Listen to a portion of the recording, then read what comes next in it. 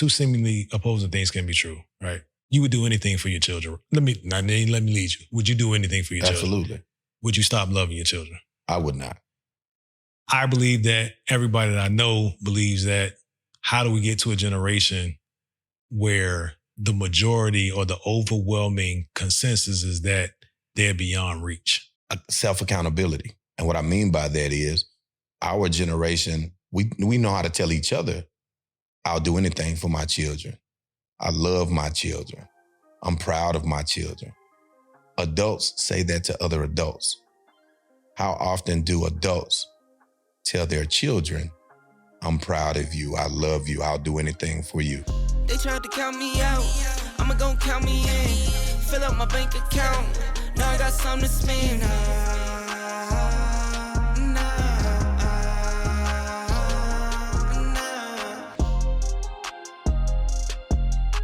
You gotta figure it out because season here. I think that gives you more visibility too. Yeah. I know people that are getting traction say you gotta go live and they platform rewards you for that.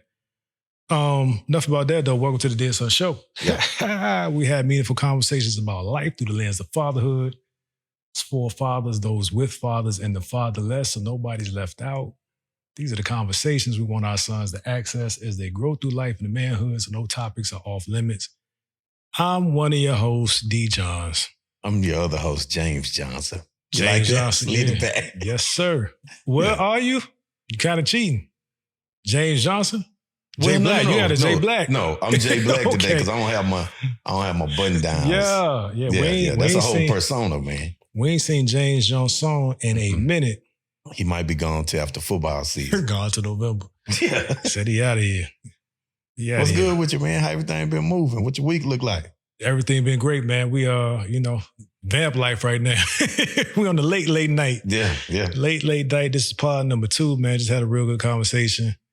So I'm in pod 4 on the week. Then get an update that breakthrough then broke. Yeah. Clean through pirouette to the other side. Yeah. Thank God for that. In all seriousness, yeah. Big sigh of relief, man. Yeah. That breathe gotta breathe. First full week of school, counting the rhythm. Had a little hiccup this morning. Had a first oversleep. Yeah. Overslept.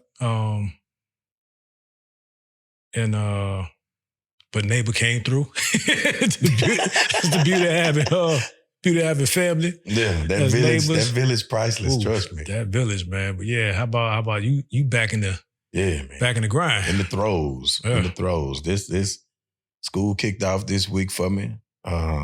It's loaded too. I'm about to say, what your load look like? Man, it's standing room only, man. It's almost like everybody.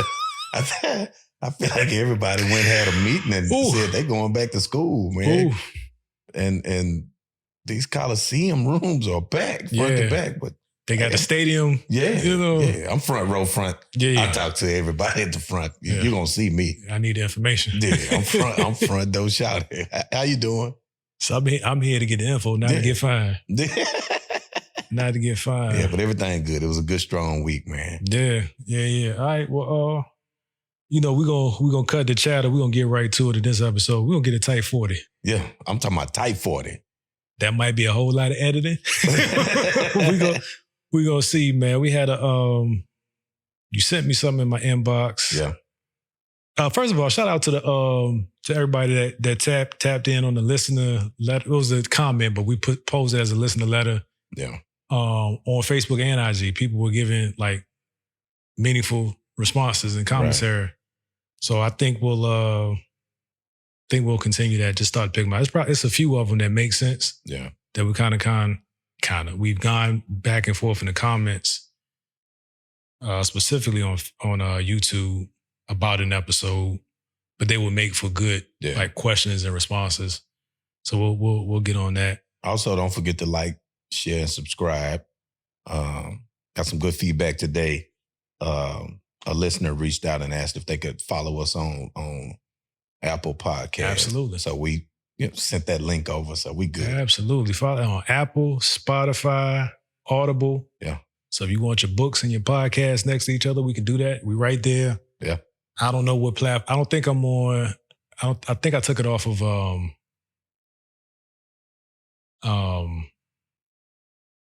Shoot, I forgot which one it was, but it was one that basically takes your content and they do whatever you want. You can't be monetized. But everywhere else, Google Play, Stitcher, wherever you can get podcasts in a mainstream format, you can find Dear Son. Dear Son. You might have to type the comma, but that's it. Yeah, shout out to everybody that's speaking up. We need it. Yes. We need something. And I realize that I can't take for granted that people actually know what's happening, because these platforms don't, just because you have X number of followers, you actually get 1/10 of those followers or 1% of those followers that see your stuff on a regular basis. Right. Until you get activity. Yeah, yeah. So people say they want to follow you. The platforms are like, but really? But really though, we're going to have this comments. We're going to have this content. And but what we ain't going to do is complain. We're going to keep motion. So motion. For those on the audio platform, I'll insert it. But you sent me this from the good, what do we call him? The good brother, the polarizing brother, the Fort Worth repping for sure. Man, right. I still clear giving him a title. It's just, I'll be honest though, and I'd like to see more of our culture. Sometimes just give somebody an ear. It don't necessarily mean you agree with it. Yeah. Sometimes you can pick some little nuggets out of there, like I don't like everything you just said, but you had something buried in that thing, and this was one of them. The messenger is always going to fail. Yeah. Focus on the message. Yeah. Don't miss it. But this is Charleston White. I want to make sure it'll be inserted so it'll be clear, but we're gonna listen to it right now in real time. And we're going to talk about this, talking about what he believes the future of this generation is. Let's get into it. Does not have a message. Their ears are closed to anything that they don't idolize. They don't listen to their parents. They don't listen to the teachers. They don't listen to the coaches. They only listen to what they idol. And that's a rapper. So this generation will not have a message of young people. They will not have a message. They will not have a messenger. They will be destroyed. This group here, that's why you see 10-year-old kids dying. That's why if you look at the death toll and then you look at the youth murders, that's why you see old ain't killing each other. Old people aren't dying of old age right now. They're living. We're outliving our youth. We're going to spend the next 20 years watching young people die like we did in the 90s. So we can purge and cleanse a new generation of people. We fed hate to this group of kids. This group don't know love. This group don't know loyalty. And you can't develop those concepts in such a time of turmoil. This bloodshed right now. All right, so just a quick caveat. Because we're doing this in real time, I didn't think about the music that was playing underneath it. So if it's not inserted in full, it's because of the music, but we'll put the link below to where it is and you can go watch it or listen to it. And like we can paraphrase it here. But what you think? That's a pretty hot take. And I don't know. We kind of talked about it before in terms of his contribution to the media space. Sometimes he's doing these hot takes to get a reaction. Yeah.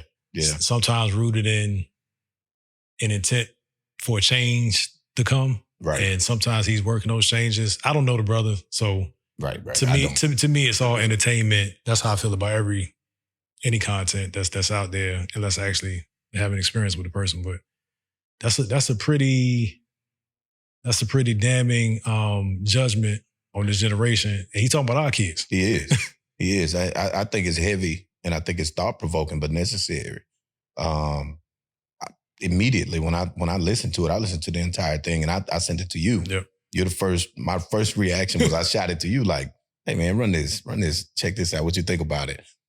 I think a lot of it is relevant. There are some extremes in there. The majority of it is extreme, but necessary in a sense that a lot of times our generation and other generations are writing off this current generation. They're like, all these kids, they don't know anything. But The biggest thing that stood out to me in his statement was at the end when he said that we showed that generation hate. We gave up on them as a whole. We didn't show them any love, loyalty, no compassion, and that they are a product of that. You know, we fell into, and I say we, society fell into a grind, go get it mode. Yeah. You know, nobody gonna get me. I got to get you before you get me type mentality, and it rubbed off on these children. So now the morals that we used to complain about things being too overbearing, we were so busy trying to be adults as children that by the time we became adults, we were so busy trying to tell people, you're not going to tell me what to do. I'm going to be free. I'm going to do what I want. I'm going to live out loud. Mm-hmm. Well, your children were listening. So now we're having children early because that was that phase, that era. We were having early childhood pregnancies, if you will. Yeah. So now children were raising children. Grandmothers were raising their grandbabies as their children. So now this live out loud, do what I want, because I'm tired of people trying to tell me what to do. Those children absorb that mentality and that energy. And now it's coming out. You know, like they say, country term, chickens, what is it? The chickens coming home to roost or whatever. Home to roost, yeah. But so now we want to write them off and we want to be sick of them. And hey, you don't have a messenger. You don't have anything to say. You don't have a message. Whose fault is it, though? Did we give them a path? Did we give them a message? Did we plant any seeds and water that seed so that it can grow into a message? So whose fault is that? Because later in this episode, I want to talk about connecting the dots, but I don't want to get too far away from what he just said about this generation. Do we quit? Do we pack up and go to our safe haven and let these children figure it out, shoot it out, die out, purge, as he said, and then now we come back out and try to start all over again? Or do we reach those that we can? Like, yeah, I wonder where I'm thinking about connecting the dots too, and I don't want to get too far too fast, but where do we lose the context? Because there's something to be said about, you know, standing up for your rights. Don't shrink in the space. Occupy your full space. You know, this boldness that we live with, right? But without context, like you said, it's just a seed, and the seed not sprinkled on fertile ground. It may bud, but without the right watering and nutrients, it'll wither and die. So I wonder where the disservice started in terms of we ain't taking no mess, but what are we? If we ain't taking, what are we giving? Right. Like, what are we? In absence of accepting things as the way they have been, now we're doing this because what? Right? Are we just saying bucket the system? Right. Because I don't want to say there is or isn't value in that phrase. I don't think there's much value in that phrase absent context. Because then what? Anarchy. Total anarchy. Then what? There will order, whatever you subscribe to, order will find its way in any environment. Yeah. Right? Right. And if you believe in God, God's a God of order, I think we tip the scale into confusion in the name of being loud about how we feel, right, and not understanding how to process those feelings, or actually what steps to take with that energy. Even that, what you just said, did our generation do a good job of instilling the belief of a power greater than you? We believe it wholeheartedly for the most part. Even those that have gone astray or went away from foundations they were built on or given in times of need, hard times, they'll revert and go back to, I'm going to lean on this word. I'm going to lean on my teachings. I'm going to lean on my beliefs. Yeah. Whereas this generation, all they know to lean on is pressure. All they know to lean on is force. By any means, by force, take it. Stop letting people play with you. I think it was also, as I think about that and say that out loud, think about the frustration and the anger that's been handed down. Mm-hmm. The have-nots. When you get sick and tired of being sick and tired, man, that's not a good space to be in, and you're molding, because now you're molding this clay, if you will, with these hands of anger, these hands of short temper, these hands of frustration.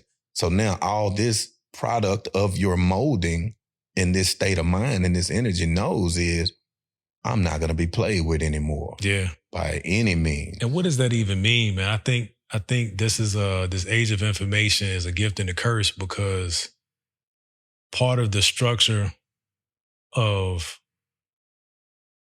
morals and beliefs being handed down from generation to generation is that you were able to protect the activity of that generation. Like in the last conversation I just had, we were talking about, like, if I couldn't go outside, I couldn't go outside. That's it. And if you're inside, just you were subject to, you were limited to the information that was inside of the walls that you were in. Absolutely. Now you can be anywhere in the world at any time, hear anybody's opinion, and it sometimes is just enough to spark enough doubt or pique your interest to think about a thing differently. Right. But without any kind of foundation or guide or context, it's like to question everything. Question everything to yield what? Question everything so that you don't have a responsibility to any truth.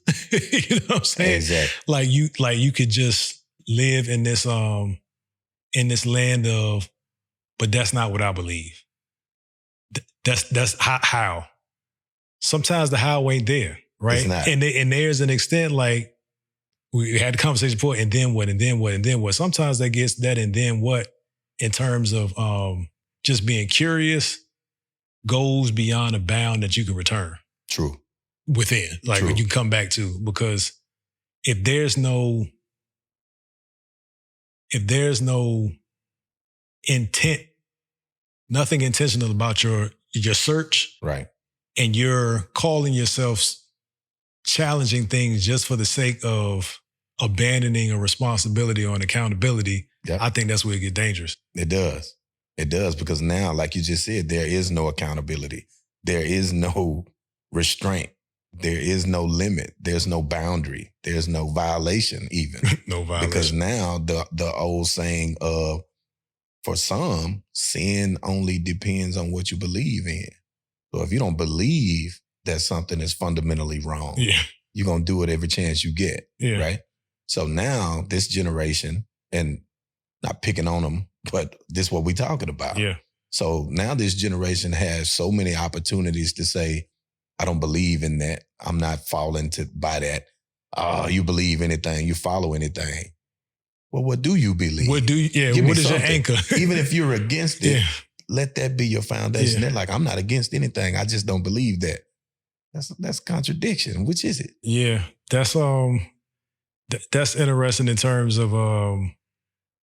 like, I think our generation saw the family structure of you must, you shall, this is what we believe. Yeah. And then we've also seen the entry, and now I don't even know where we are in the age of information, but everything being at your fingertips. But I think for some, and I'll say for me, while I'm on a journey to figure out what was and what is, if I'm saying nothing, I'm setting my children up for failure. Because not saying nothing suggests that, well, maybe he doesn't believe anything, or maybe it's not as important for him to talk about that.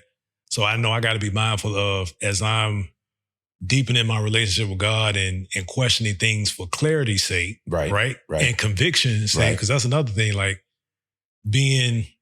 believing and being convicted of something, two very different things. I can believe that eating healthy makes sense. Yeah.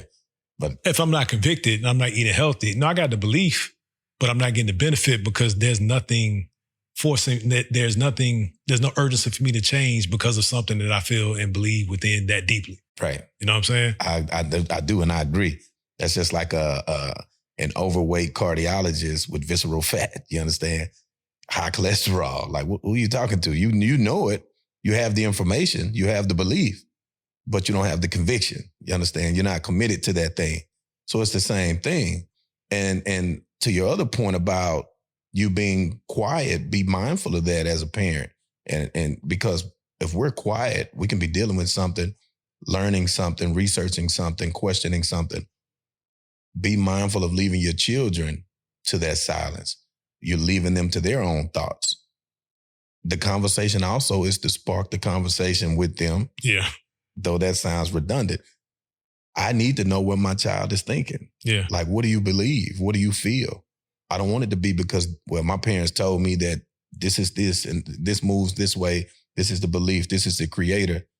What do you truly believe? You're old enough to have this conversation now. And now, if I don't agree with something that's coming out of my child's mouth, it's not so much as, whoa, stop right there. We're going to go this route. Maybe perhaps through conversation of, how did you get there? So like, where did you get that from? What makes you think that, or what make you feel that way? And now, because they don't feel challenged and forced down this road, through that conversation, perhaps they'll come to your side. Perhaps that'll help some of your curiosities to clear up as well. Like, I needed that, son. I didn't think about that like that, but that actually answered a question I've been dealing with. And now let's talk about this. And we help each other to get there. That you said couple things, leaving them alone to their own thoughts. Yeah. For me, that is as scary as leaving them to the thoughts and devices of others. Yeah. Because I don't know that their generation chooses to think first because there's already an answer out there. Right. So we don't have to critically process how we feel in the moment and what we've ingested and then come to some kind of opinion about it. We can just go get somebody else's opinion. Immediately.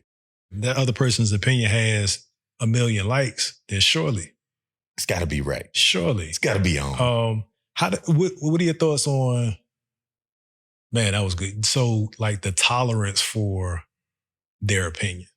Because you said you mentioned like when they're the age to have a conversation about what do you believe and why so we can understand where we need to go. Yeah. Like, or is this a healthy challenge of thought or are you just lost, right?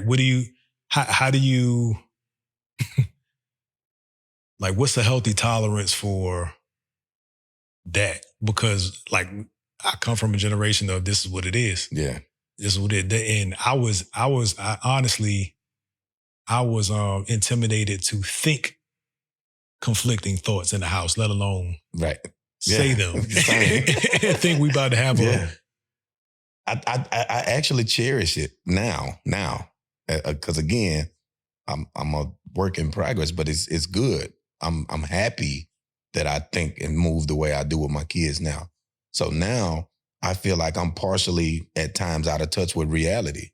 And when I talk to them, I feel like I'm putting my finger on the pulse. You understand? So I'm trying to get in a better place of outreach. If I want to go talk to young men about issues, problems, and everyday life that they're dealing with, who better to talk to than that generation? So in your house. Right. I'm tapping in. What you got going on? What's going on at school? What are they doing at school? How everybody feel? Not trying to pry into y'all's lifestyle so much. So I don't ask imposing questions, but I do ask questions of interest. And I listen with open ears because I'm letting them teach me.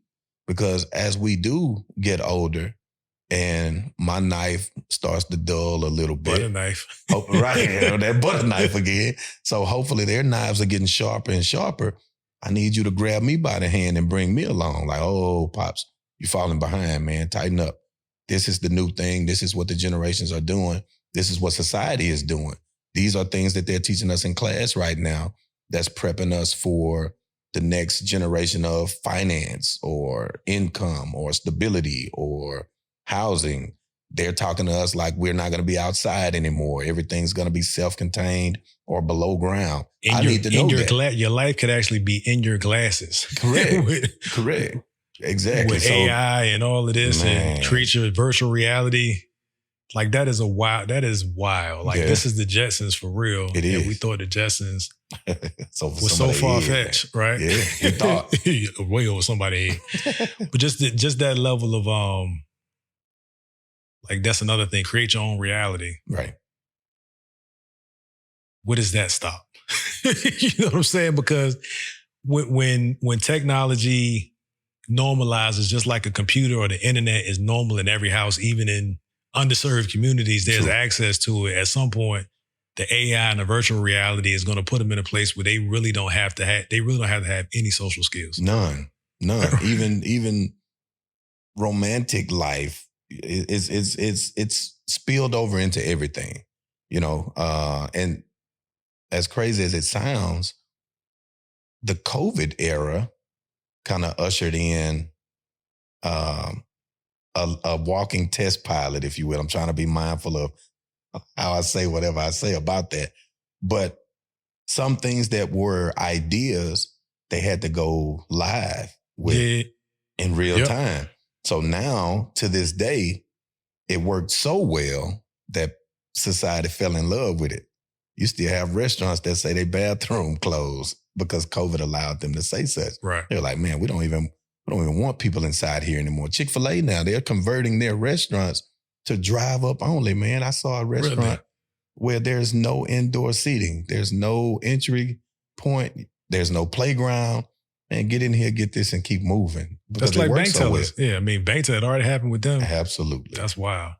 So he, a couple of other things that he said that were, I don't know if inflammatory is the right word, but they don't know love. There's no hope. This generation is lost. Like this, almost like it's like they're a sacrificial generation because they're so far gone. Right. And I believe he has children, and it's not important his thoughts. Spurring the conversation is the important thing. How he actually lives his life, I'm not engaged or invested in that. Right. But it's wild to believe both of these things, and two seemingly opposing things can be true, right? You would do anything for your children. Let me lead you. Would you do anything for your children? Absolutely. Would you stop loving your children? I would not. I believe that everybody that I know believes that. How do we get to a generation where the majority or the overwhelming consensus is that they're beyond reach? Well, self-accountability. And what I mean by that is our generation, we know how to tell each other, I'll do anything for my children. I love my children. I'm proud of my children. Adults say that to other adults. How often do adults tell their children, I'm proud of you, I love you, I'll do anything for you? We don't. We go through day-to-day routine so much that if it's ever questioned, and I've seen it, man, there's parents and families that enter counseling after things have gotten so bad. And then when they start to hear their child say to the counselor in front of them, they don't love me. The initial reaction is, how could you say such? I love you more than life. I love you more than myself. And then the child is, I don't know that. I've never heard you say that. This is the first time I ever heard you say that. And that's a self-check moment in real time for the parent. You're right, if they're being real with themselves. Yeah. You're right, I haven't ever told you that. Man, I talk about you at work all the time. I talk about you with my buddies all the time. I'm not there. Your child is not at your job. Your child is not at the places you hang out. They don't go anywhere with you and your friends. Couple nights out, the couples are talking about their children nonstop. The children aren't there to witness it. All they know is, be quiet, sit down, eat, get out of here, stop doing that, stop. When do they hear about the pride and the love that the general public gets to hear? We got to do a better job sharing that with this generation because they don't hear it. Left to their own thoughts, their thoughts are telling them they're not loved. Man, what do we do? I think part of that is the awareness of how they receive information. Yeah. And a conversation, it's another episode in reference to this one, but the young brother was talking about how he was acting out his whole life, teenage life, ultimately landed in jail for several years. He was looking for acceptance from his father. Now, his father was in the house and there and available. And I don't want to speak to how emotionally mature that father was. Right. Tune into the episode to get the context. But as he was saying it, I was like, man, you were in a 2-parent household. You had your siblings there. He was talking about moving from Shreveport. When he said he's moving from, he saw the moving from impoverished neighborhood to Now there's a house with a yard, and like things are progressing, Right. but he's still seeking this validation from his father that he never got. And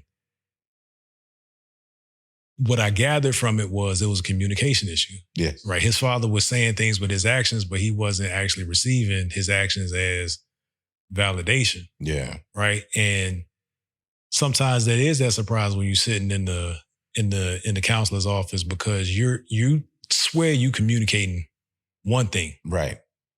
By your words, your actions. Even if you're saying things to them, maybe it's the way that you say it, the tone, or maybe it's only said in certain circumstances. Right. Right. Right. But there's so much other conflicting information given, right, that's pointing out the negatives or things that are not so great, that they remember that the most. Absolutely. You know what I'm Because it saying? stands out. It gives them biggest reaction. Because it stands out. So I think part of the challenge is, and we said it before, addressing and acknowledging that your children are actually humans too. Absolutely. Right? That they're not, just because you think you put them in a certain environment or you put certain things within eyesight or earshot, that they're actually picking it up. Right. Or they actually care, because you're not delivering the message to them in a way that they can grasp it and kind of hold on to it. Yeah. With that, I would also like to see parents tone our pride. I say, go on with it. We take our kids and we put them on this pedestal. And I say I generalize a lot. When it's convenient. When it's convenient. So now, when they do something out of character that we've deemed is their character, if another entity, person, institution wants to then chastise them, we're going to the rescue. Who are you hurting? Same thing. These kids don't have discipline. These kids don't have structure. These kids don't have loyalty. Well, when the checks and balances we had as children tried to step in and put those things in place, here we come to the rescue. You're not going to talk to my kid like that. You tell me what my kid did and I'll take it from there. Now your kid thinks I only answer to my parent. Dismantle the village. Absolutely. And part of that is that I do what I want to do. How you going to tell me? I question everything. Don't let nobody play you. Don't let nobody tell you just anything. Yeah. Like there has to be some bounds and some context to help them process the moments when, what the goal of all of those moments are. Like, what are you actually trying to get out of it? Right. And it's almost like when we're running to the rescue with that energy, you can't tell me nothing about my kid. I believe my kid. Right. Then your kid starts playing you. You know what I'm saying? Because they know mom and pops are always going to save them. I think a lot of that is embarrassment. Yeah. Like, because something got exposed that you didn't have a handle on. And now you want to err on the side of the relationship with your child not having any bumps in the road versus actually identifying a challenge that could lead to something very detrimental, like not just for your child, but for your household. Right. You know what I'm saying? Because if the more and more they inch away, at some point they're going to buck on you. Right. If everything is about, at some point there's going to be no delineation between my parents as an authority and authority. And it's not lost on me that certain authoritative groups and organizations take advantage of their authority. They absolutely do. Wield it recklessly and all of that. Yes. So that's the dance. Yep. But the pendulum swinging from one side to the other is dangerous. It is. And speaking of danger and the pendulum, you have to also be mindful of, as a parent, a dangerous parenting style is chastisement towards your child is not an attack on your parenting. True. You know, you can instill the best things and ideas in your child. If they happen to slip, if they happen to make a mistake, someone sees it, a person of authority sees it, and they're correcting the child. We as parents sometimes get offended. How dare you act as though I'm not raising my child properly? That's not what this is. This is hopefully reiterating or reinforcing the things that you are doing at home to raise your child properly. It's just now they're getting it in multiple places, not just at home. So now if you're being trained at home, you're being trained at school, you're being trained at your place of worship, if you're getting trained at the library, everywhere you're going, that same training is consistent. You now become consistent because now that's your norm, not just, I got to look over my shoulder and see if my parents are around. Yeah. If my parents not around, it's free fall around here. That's not the case. But what happens when the parents can't be checked? Like if, like I think this generation, our generation is the first that's easing down that slippery slope too of not just strangers can't check me, but I'm not accountable to anybody. Nobody. You know what I'm saying? I'm accountable to me. Man. Right. And if you leave yourself to your own devices, you know, that'll get you as far as you can go. Right. But like I just can't. There's so many layers to it because it's like it leaks into how you choose your friends and what you accept from your friends and what your children see about that. Yeah. Right. If your children see dad always hanging with the guys and there's no accountability, just debauchery. Loose. You know what I'm saying? I mean loose. Yeah, and that's I only hear him talk like this when he's with his partner. You know what I'm saying? That's a dangerous thing, man. But I'm struggling with how do you paint a generation hopeless? And maybe it's the struggle. Like I've talked about using the word struggle, but transparently, I think I catch myself sometimes focusing on the house. Yeah. Like what happens within my house. And it's not so much what happens in the house stays in this house, but yeah, I'm putting all my energy into being aware of what's happening here that I'm, like you said, but I'm tuned out. I'm literally, when memes come across, right, I typically have no context. Yeah. Right. And everybody else is and they get it. And I'm just like, somebody break this down. And that's the thing. I don't even want that. You just want to pass. Yeah. Like, why are we talking about this? I get on, maybe it's a soapbox of not giving anything giving things that aren't meaningful attention. Yeah. Almost to a detriment. Yeah. I was guilty of that for a while because I really don't care for watching TV. Like I do not watch television, but you'll find yourself kind of being out of the loop on some things that even perhaps your children are on. Right. Again, going back to trying to put my finger on the pulse of the generation. So I had to force myself to watch some things that my children enjoy watching or ask questions about it. I'll sneak and go catch something and then drop something on my teenage son and he'll laugh about it. He like, man, what you know about that? Yeah. But that's just to try to give us something to where we're not riding in the car staring out at my window, he's staring out of his window. Just give us something to chop it up about. So that's again, I try to be mindful about, like you said, throwing the whole generation in a box together because that general statement is dangerous and reckless. Mm-hmm. And we have to be careful because when we do say such, you'll make that generation hopeless. The ones that aren't. There are some that are. There are some that are not. I heard a professor say a very interesting statement this week. He spoke on we're always being society, the part of society that we see is really the 5%. The 5% is constantly getting jammed down our throats. The other 95, they don't really operate like that. Meaning, who wants to watch the news and see where this mother says, oh, today I went to work, I got off of my 9 to 5, I fed my children, everybody's happy, we went to bed. Nobody's going to watch that. Their ratings will be 0. Whereas, knocking you off or this dangerous or this robbery, et cetera, et cetera. If this takes place, it's a whole different animal now. Like everybody's tuned in, everybody's sharing it on social media platforms. They're calling each other. Look at the Alabama incident. I was lost. I saw the memes, like, he can swim too. Yeah. He a swimmer, he a track. Like, I'm like, yeah. What happened? Man. But I never went to look for it until I couldn't, you couldn't avoid it at some point. Right. Same thing.